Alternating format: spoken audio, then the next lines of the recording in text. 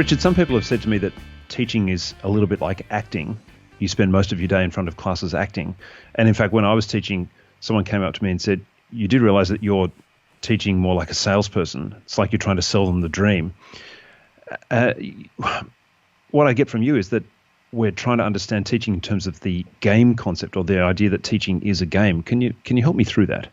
Well, because I spent more than 20 years in the classroom, so I do see it as a bit of a game, where the aim of the game, for me it always was, the aim of the game is to get the students onto my team, right? And so my team is about playing the same game, developing a learning environment, having the kids motivated to learn. So we're not on opposite teams. We're not argy-bargy. And when we start out, often it is a lot of argy-bargy. Well, that's what I was going to say, because teams usually are in opposition to one another. That's why you have teams. And yes, I know. Well, I guess another word we could use is the same page. So that might be better. But it is a bit of a game, because when you start out, the students, like when you've never seen a class before, maybe you're an experienced teacher and you're coming into a class for the first time, maybe you're an inexperienced teacher facing a class for the first time.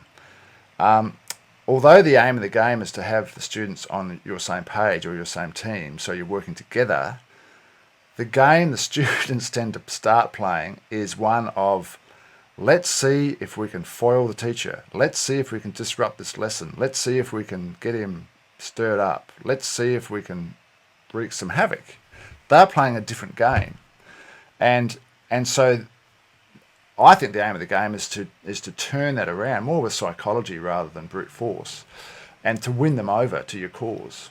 So that's kind of the way I've always seen it. Like when I first started teaching, I use the term focus. Until I get these kids focused, I'm wasting my time. Forget about teaching the curriculum. These kids aren't focused. But later on, I realised it wasn't so much focus was a okay word, but a better word was engage. I need them on my side. I need them like enrolled in the idea that we're going to learn this stuff together.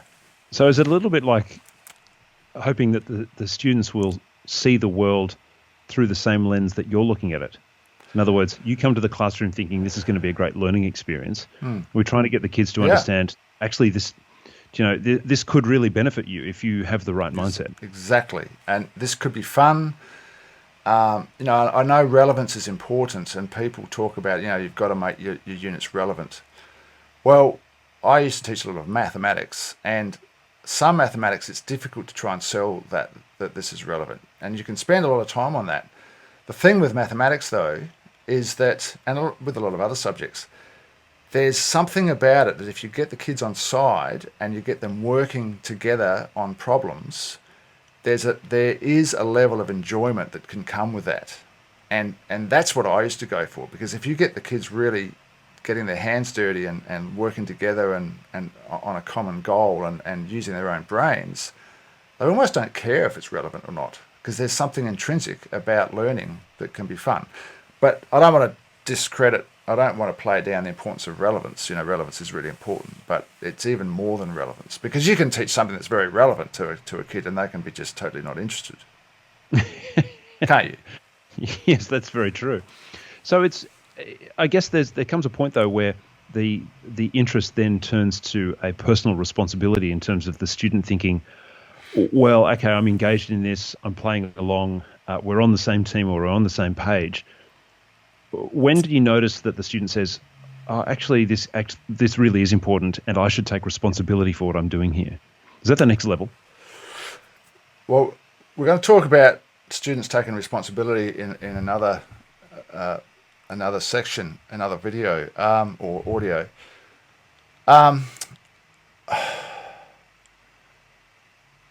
I don't think it's a decision-making process. I don't think students get to the point with, I think he's won me over. I think it is a good idea that I take some responsibility for my learning. I think it's a result in the way that we present the work.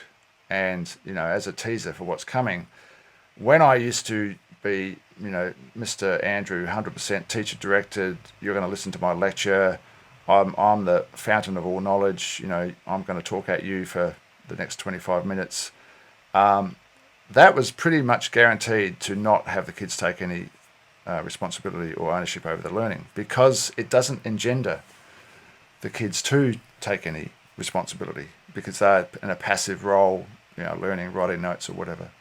But yeah. I wonder if it's because we tell students that they should be responsible for their learning. You should be responsible. Yeah, exactly.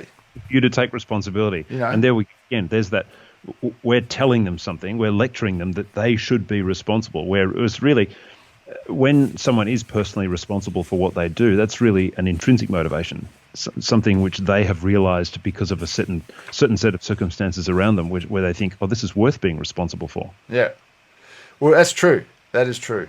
So you're not suggesting, though, that, if I can just come back to the beginning for a second, you're not suggesting that when you walk into a classroom for the first time that fundamentally the teacher and the students are on different, as in opposition, on opposing teams. Well, maybe different teams, but not necessarily in opposition. I think what normally happens is you're walking into a class for the first time, right? And so there's a little period of time, maybe it's 5 minutes, maybe it's 3 lessons, where the kids are going, well, okay, we'll give this guy a chance to see how he's at. We'll test him out a bit. But if you don't come up with the goods, if you don't, and we're going to talk about a whole lot of strategies. If I'm the teacher and I'm not demonstrating that I'm capable, if I'm not earning their respect, if I haven't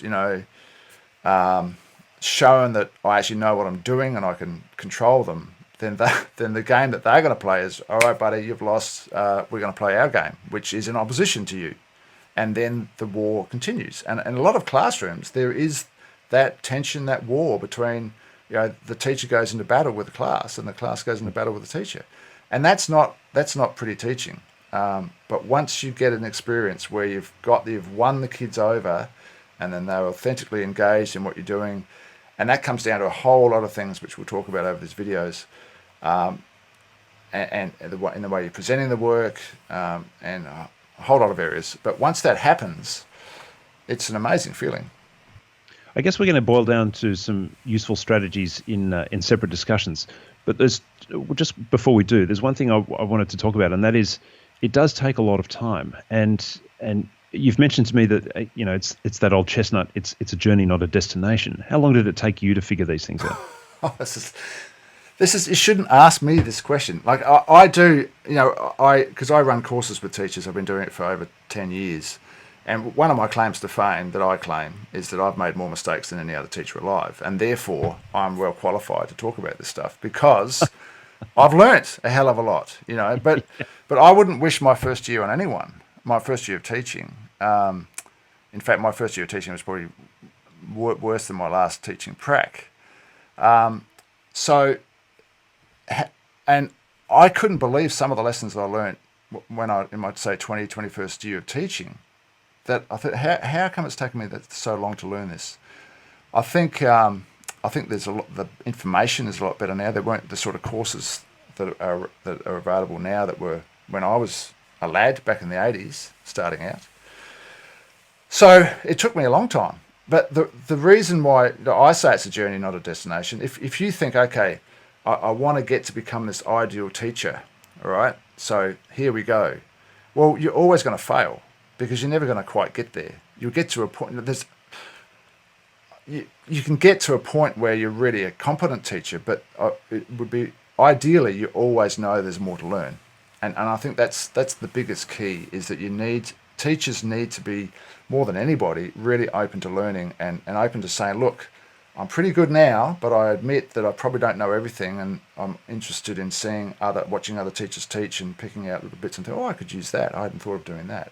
Because there's always more to learn. And unfortunately, teachers being humans, a lot of humans aren't all that open to learning. There is a bit of like, I know what I'm doing, don't try and tell me. And so one piece of wisdom I would give to any beginning teacher is just do yourself a favour in all aspects of life, but especially in teaching.